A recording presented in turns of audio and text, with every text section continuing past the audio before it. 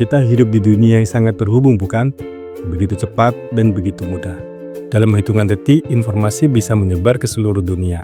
Kita bisa mendapatkan berita dari berbagai belahan dunia hanya dengan beberapa ketukan di layar ponsel kita. Tapi, apa yang terjadi jika informasi itu tidak benar? Apakah kalian pernah bertanya pada diri sendiri? Apakah ini fakta atau hanya kebohongan yang disebarkan dengan cepat? Sekarang, mari kita bahas dengan pemikiran yang kritis dan bijaksana agar kita dapat membedakan mana yang benar dan mana yang hanya ilusi. Apa yang akan kalian dengar kali ini sangat penting. Ini bukan hanya tentang informasi, tetapi tentang bagaimana kita melindungi diri dari berita palsu yang bisa merusak hidup kita. Jadi, tonton video ini sampai selesai. Apa yang akan kita bahas kali ini bisa mengubah cara kita melihat dunia informasi. Lebih dari itu, ini adalah langkah pertama untuk menghindari jebakan hoax yang mungkin sudah merasuki kehidupan kita. Apa itu hoax? Hoax adalah kebohongan yang dirancang untuk menipu.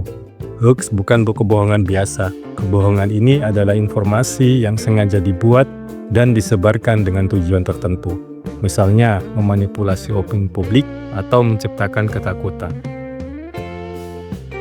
Hoax seringkali muncul dalam bentuk kabar palsu di media sosial, rumor, atau bahkan gambar dan video yang dimanipulasi. Contohnya, berita palsu tentang bencana alam yang menyebabkan kepanikan di masyarakat, atau klaim palsu tentang obat ajaib yang justru berbahaya.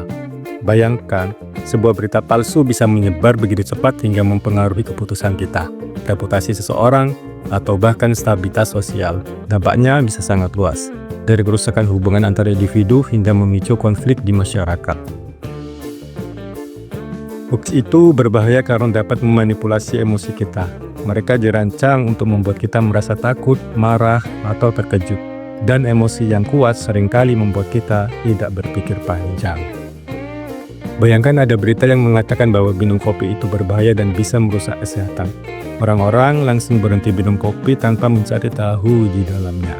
Padahal, kalau diminum dengan takaran yang tepat dan cara yang benar, kopi justru punya banyak manfaat, seperti meningkatkan fokus dan memberi energi. Tapi karena percaya begitu saja, mereka kehilangan baik manfaat dari minum kopi hanya karena informasi yang salah.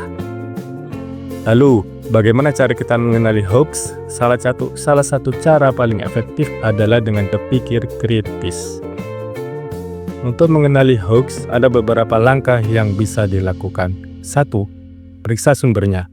Pastikan berita yang berasal dari media yang terpercaya. Penelitian menunjukkan lebih dari 50% informasi di media sosial tidak dapat dipercaya. 2. Lihat siapa yang menyebarkan.